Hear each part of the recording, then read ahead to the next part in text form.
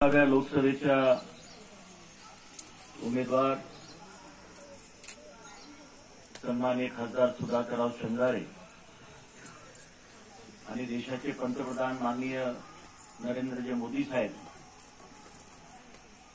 यांना आशीर्वाद देण्यासाठी या ठिकाणी उपस्थित असलेले लातूर जिल्हा भारतीय जनता पक्षाचे शहराचे अध्यक्ष, आमचे मित्र, आमचे सहकारी, आमचे परिवारातले एक सदस्य सन्माननीय देवीदासरावजी काळे, जिल्हा परिषदेच्या माजी अध्यक्षा प्रतिभा, आमच्या गावातील तंटामुक्तीचे अध्यक्ष आणि माझे सहकारी श्रीमान भागवतरावजी घार, या निमित्तानं उपस्थित असलेले आमच्या गावचे उपसरपंच श्रीमान किशोरजी घार, सरपंच श्रीमान सोदले, या निमित्तानं उपस्थित असलेले श्रीमान ज्येष्ठ सहकारी आमचे श्रीमान व्यंकटरावजी पन्हाळे, श्रीमान ज्योतिरामजी शिवळे, श्रीमान वांगे, श्रीमान विजयकुमारजी कैले, श्रीमान बालाजी घुटे, धोनीरामजी टेळे, गावातील आमचे ज्येष्ठ सहकारी या निमित्तानं उपस्थित असलेले श्रीमान बद्रू साहेब, श्रीमान सुभाषप्पा सुलगुर्ले, श्रीमान अशोकराव पाटील, माजी सरपंच श्रीमान नेताजी मस्के, आमचे जुने सहकारी श्रीमान पाशाभाई पटेल, श्रीमान कांतप्पा पाटणकर आणि सर्व ज्येष्ठ अशा प्रकारचे सहकारी उपस्थित, या ठिकाणी मोठ्या संख्येने उपस्थित असलेले आमचे सर्व भगिनी आणि उपस्थित बंधू आणि भगिनी, अगोदरच्या वक्त्यांनी आपल्यासमोर देशाचे पंतप्रधान नरेंद्र मोदी साहेब यांनी गेल्या 10 वर्षामध्ये या देशातील महिलांसाठी, पुरुषांसाठी, ग्रामीण भागासाठी काय केलं या संदर्भामध्ये सांगण्याचं काम त्यांनी आतापर्यंत अत्यंत चांगल्या पद्धतीनं केलेलं आहे. आणि म्हणून मी आपल्या सर्वांच्या निमित्तानं सांगू इच्छितो की ही जी निवडणूक आहे ती अत्यंत महत्वाची अशा प्रकारची निवडणूक. आपल्याला माहिती असेल की आज आपल्या देशामध्ये जवळपास 143 कोटी लोकसंख्या झाली आहे भारताची. जगामध्ये आता आपण चीनला सुद्धा मागे टाकून आता पुढे गेलो होतो. अगोदर सगळ्यात पुढे चीन होता, आता आपण पुढे आहोत. आणि म्हणून या देशाचं सर्वात जर कल्याण करायचं असेल तर ज्या पद्धतीनं कव्हा गावाचा विकास करण्यासाठी गावातले आमचे सर्व सहकारी, आमचे किशोर असतील, भागवतराव असतील, पाशाबाई असतील, ज्या पद्धतीनं काम करून या गावाला दिलासा, ह्या गावाला जिल्ह्यामध्ये 1 नंबरचं बक्षीस मिळालं. स्मार्ट विलेज 20 लाख रुपये. या गावामध्ये तंटामुक्तीचं 5 लाखाचं बक्षीस मिळालंय. की त्या कव्हा गावची ओळख संपूर्ण उस्मानाबाद जिल्ह्यामध्ये, लातूरमध्ये नाही, जुन्या उस्मानाबाद जिल्ह्यामध्ये सर्वात भांडको रोज मारामाऱ्या. आमचे विठ्ठलराव घाट बसले तिथं, त्यांना माहिती आहे सगळं. रोज मारामाऱ्या असणाऱ्या गावामध्ये कुठलाच तंटा गावामध्ये नाही म्हणून त्या गावाला आता तंटामुक्तीचं बक्षीस मिळतं.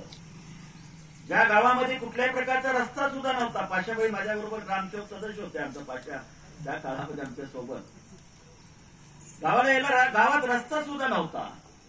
आज त्या गावामध्ये ज्या प्रकारचे स्मार्ट विलेज म्हणून या ठिकाणी नावारूपाला संपूर्ण महाराष्ट्रामध्ये आज ज्या पद्धतीनं आता आपण काम, ज्या पद्धतीनं आपण करतोय त्याचं गौरव या ठिकाणी आपण केलेल्या सर्व कामाचा आहे.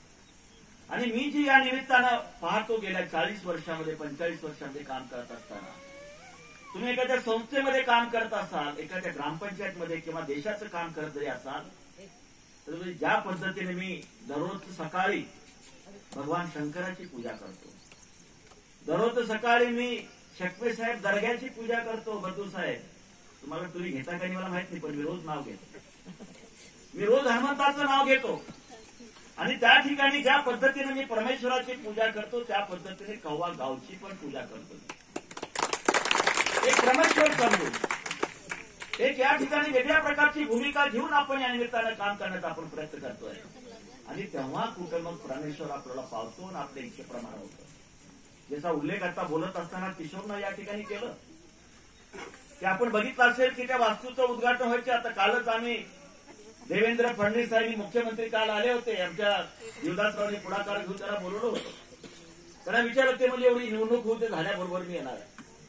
आणि त्या पद्धतीनं म्हणजे जे आता हॉस्पिटल इथं बांधलंय त्यांनी सांगितल्याप्रमाणे कुठल्याही प्रकारचं या सगळ्या लोकांच्या सहकार्यातनं झालेलं आहे.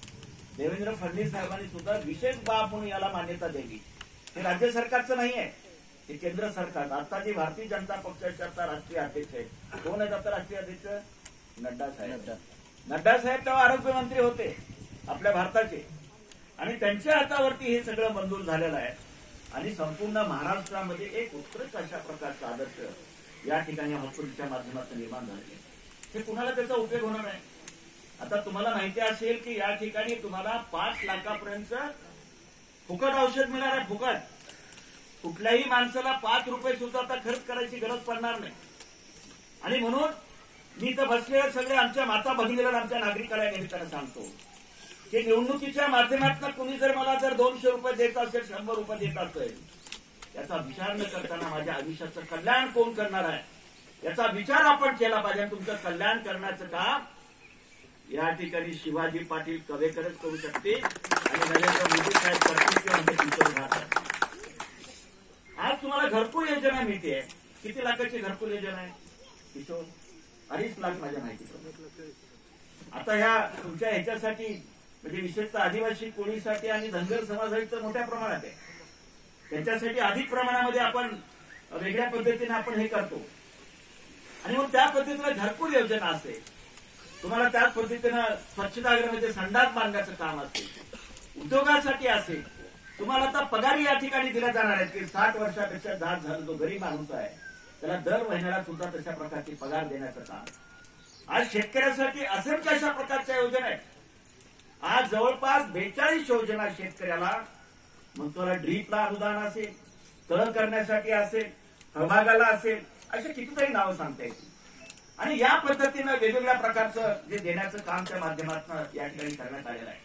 आपण पाहतो की आपल्या या लातूर जिल्ह्यामध्ये जवळपास मी आता माहिती काढत असताना मी बघितलं की आज आपले या ठिकाणचे आमदार आणि त्यांच्या परिवारामध्ये जवळपास 38 वर्ष सत्ता त्यांच्यामध्ये, म्हणजे 1980 पासून ते 2024 पर्यंत मध्यंतरीचे माझे 5 वर्ष जर सोडले तर या ठिकाणी त्यांना 8.5 वर्ष मुख्यमंत्री आणि 20 वर्ष मंत्री, आणि पुन्हा हे जवळपास मला वाटतं 3-3.5 वर्ष मंत्रीमध्ये राहिले.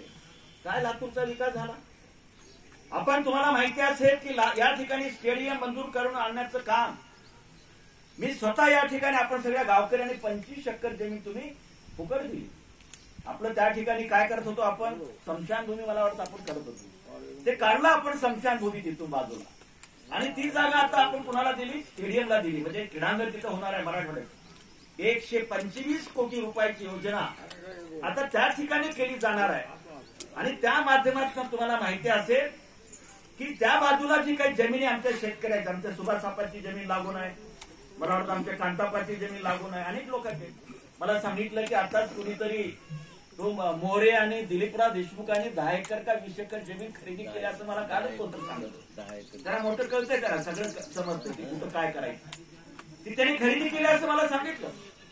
आज त्या स्टेडियमला कव्यामध्ये स्टेडियम न झालं पाहिजे या प्रकारची भूमिका दिलीपराव देशमुख आणि आम्ही देशमुखनं केली. माहितीये का तुम्हाला? इथं स्टेडियम नको म्हणता येते. मी हायकोर्टामध्ये माझ्या नावानं रीट दाखल केलं आणि हायकोर्टाने ऑर्डर केली. काय ऑर्डर केली पायशाबाई? की कव्याला स्टेडियम झालं पाहिजे, दर 3 महिन्याला त्याचा रिपोर्ट तुम्ही हायकोर्टाला करा, अशा प्रकारचा आदेश करा. म्हणून आता दिलीपराव देशमुख काय त्याचा कुणी जरी आला तर तो आता कव्याचं स्टेडियम बदलू शकणार नाही या प्रकारचा विश्वास. आणि त्या माध्यमातून आज आपल्या गावाचा विकास संपूर्ण या पद्धतीने होणार आहे. आज अनेक अशा प्रकारच्या योजना या माध्यमातून आणण्याचा प्रयत्न आपण त्या निमित्तानं करतोय. आणि म्हणून आपण पाहतोय की आज ज्या पद्धतीनं त्यांनी एक वेगळ्या प्रकारचं काम आपल्या भागामध्ये करण्याचा प्रयत्न केला, एक प्रचंड प्रमाणामध्ये त्यांनी असं ऐकलं आता की आता सांगतायत की लातूर जिल्ह्यामध्ये नाही तर संपूर्ण महाराष्ट्रामध्ये भारतीय जनता पक्ष म्हणजे या ठिकाणी भ्रष्टाचारी अशा प्रकारचा पक्ष आहे. तुम्हाला सगळ्यांना माहिती आहे, आमच्या प्रत्येक माणसाला माहिती आहे की विलासराव देशमुख आमदार असताना त्यांच्याकडे गाडी होती का? 4 व्हीलर कार वगैरे माझ्या मोटरसायकलवर बसून फिरत होते. त्यांच्या सगळी मोटरसायकल होती आणि मार्केट कमिटीच्या दुकानाच्या वर राहत होते. ते कुठलं दुकान आपल्या इथं करायच्या बाबतीत आहे ना तुमच्या रस्त्यावर जुना गोल मार्केट, त्याच्यावरती तिथं राहत होते. आणि आमदार झाल्यानंतर आपण हरिश्चंद्र रेड्डींची गाडी आपण 18,000ला खरेदी केली. 18,000ला पण. मग एवढं असताना सुद्धा आज या माणसाकडे गाडी तर स्वतः, आता विमान त्यांच्याकडे. पुढल्या 50 पिढीला पुरल अशा प्रकारची संपत्ती कुठून जमा केली, कसं जमा केली तुम्हाला सगळं माहिती आहे, पण मी सांगणार नाही तुम्हाला. आणि म्हणून या पद्धतीनं जो प्रचंड अशा प्रकारचा भ्रष्टाचार करून या पद्धतीने करण्याचं जे काम त्यांनी केलं, तर त्यामुळं आज लातूरचा काय विकास झाला. आपण कुण्या पक्षाच्या म्हणून तुम्ही विचार करू नका. मी तुम्हाला सांगतो, विलासराव देशमुखाने 23 वर्षापूर्वी लातूरला उजनीचं पाणी आलं पाहिजे म्हणून भूमिपूजन केलं. आज लातूरला किती दिवसाला पाणी मिळते पाशाबाई? आज 8 दिवसाला 15 दिवसाला पाणी मिळतं. आज खरी अडचण जर कुठं असेल तर ती खरी अडचण आहे पाण्याची अडचण आपल्या भागामध्ये. लातूरला असेल, उस्मानाबादला असेल किंवा बीडला असेल,